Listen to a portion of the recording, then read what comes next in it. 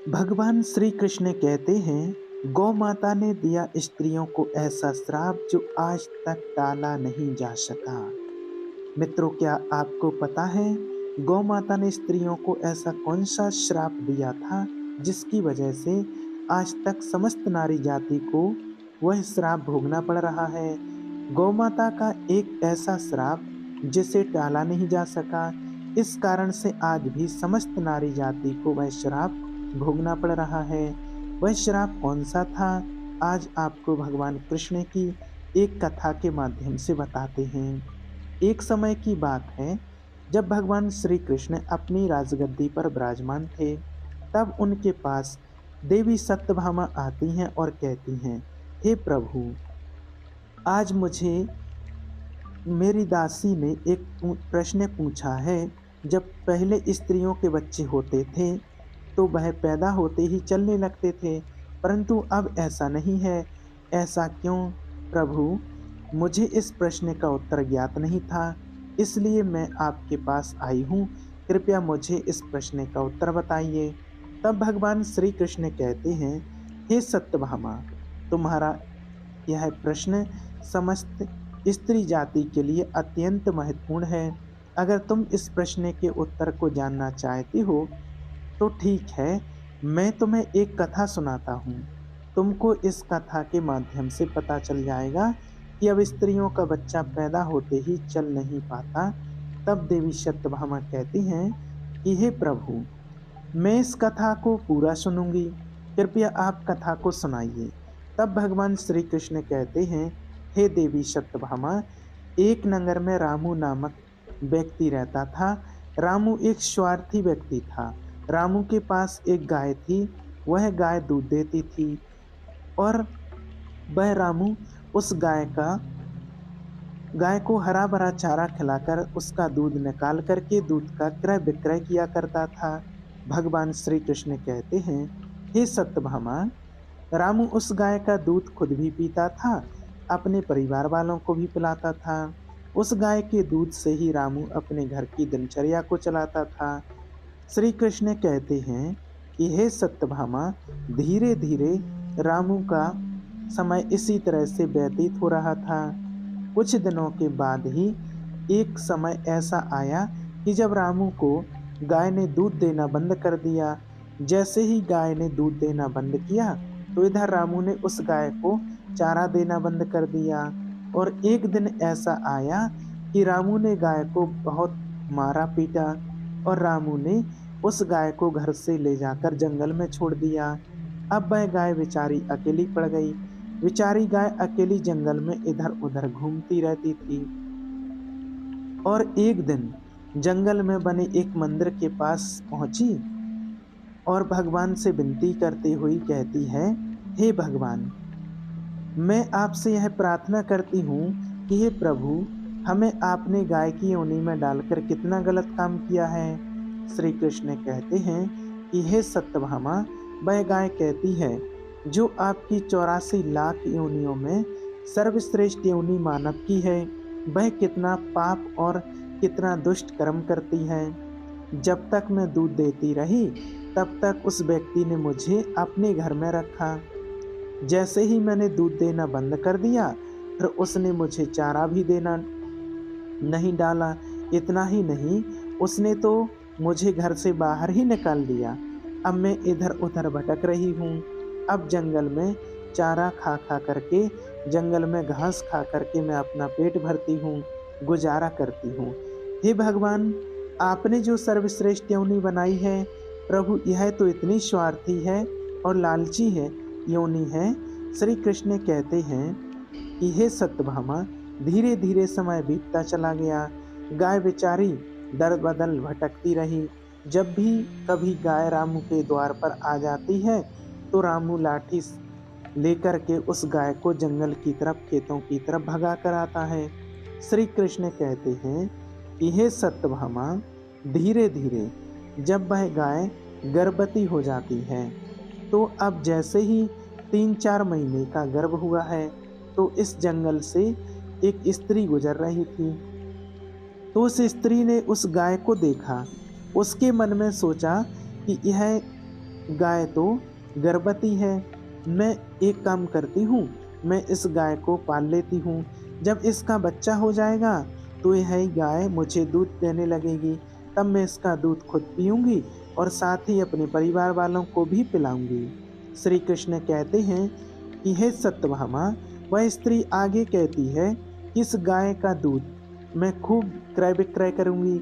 लेकिन जैसे ही वो स्त्री उस गाय को पकड़ने के लिए अपने पति को बुलाने के लिए जाती है और जब तक उसका पति वहाँ पर आता है तब तक वह गाय वहाँ से चली जाती है। धीरे धीरे और समय बीतता है। श्री कृष्ण कहते हैं कि हे सत्यभामा, जब उस गाय के प्रसव का समय नजदीक आ गया तब वह एकांत जंगल में सुरक्षित जगह पर उसने एक बछड़े को जन्म दिया।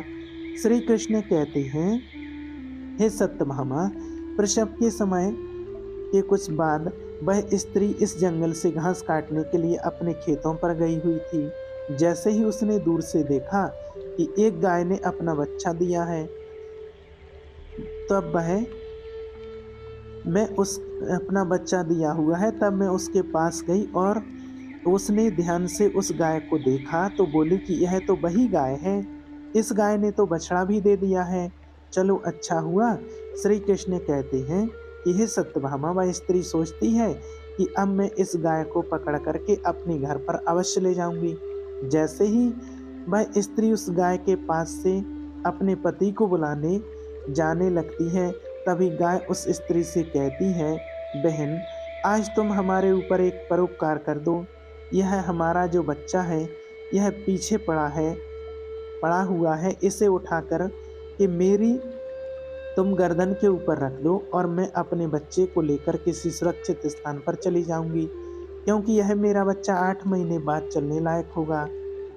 8 महीने बाद अपने पैरों पर चलेगा। श्री कृष्ण कहते हैं कि हे सत्यभामा, ऐसा अभी है, ऐसा पहले नहीं था। पहले गाय का बच्चा 8 महीने के बाद ही अपने पैरों पर चलने लायक हुआ करता था।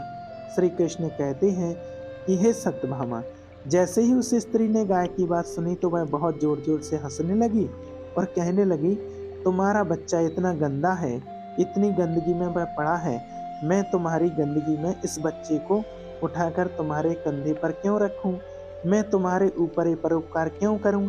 जैसे ही उस स्त्री ने उस गाय का बहुत मजाक बनाया, उस समय गाय बेचारी असहाय थी, वह अपने बच्चे को उठा नहीं सकती थी।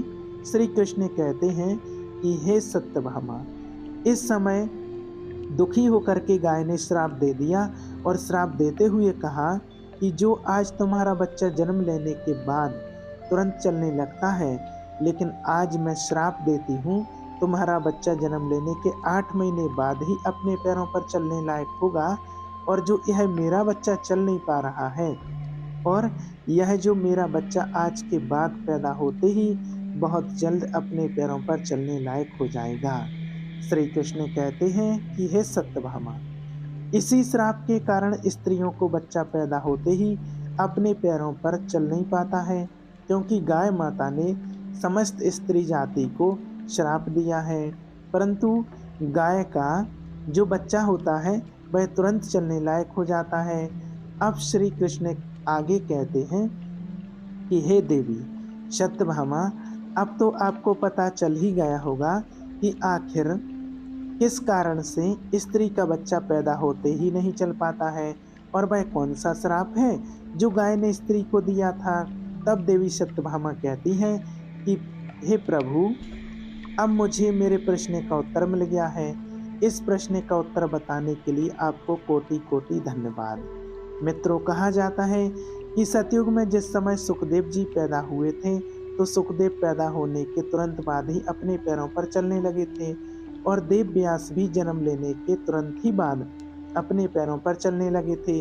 यह बात सतयुग की थी, लेकिन कलयुग में ऐसा नहीं है, क्योंकि गाय ने समस्त स्त्री जाति को श्राप दे दिया था। उसी दिन से समस्त स्त्रियों के जो बच्चे हैं वह पहले चलने लग जाते थे, उनकी प्रक्रिया वहीं रुक गई है। गाय के श्राप के कारण ही स्त्री का बच्चा 8 महीने के बाद ही चलने लायक होता है, वह बच्चा खड़े होने लायक बन पाता है और गाय का बच्चा उसी दिन से अपने पैरों पर चलने लायक हो जाता है। इसलिए किसी की आत्मा को कष्ट नहीं देना चाहिए और यही सनातन धर्म का सबसे बड़ा धर्म है। तुलसीदास जी ने कहा है कि दूसरे के दुख में दुखी हो जाना, दूसरे के काम में आना, यही धर्म माना जाता है। इसलिए हमें असहाय पशुओं की, पक्षियों की सहायता करनी चाहिए।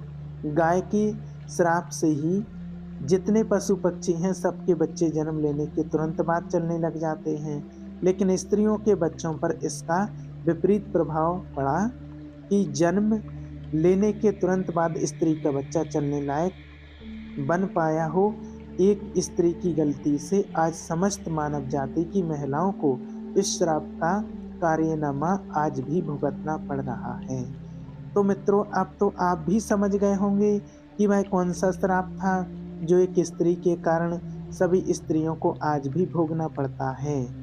अगर आपको वीडियो पसंद आया हो तो वीडियो को लाइक और हमारे चैनल को सब्सक्राइब जरूर करें। धन्यवाद। जय श्री कृष्णा।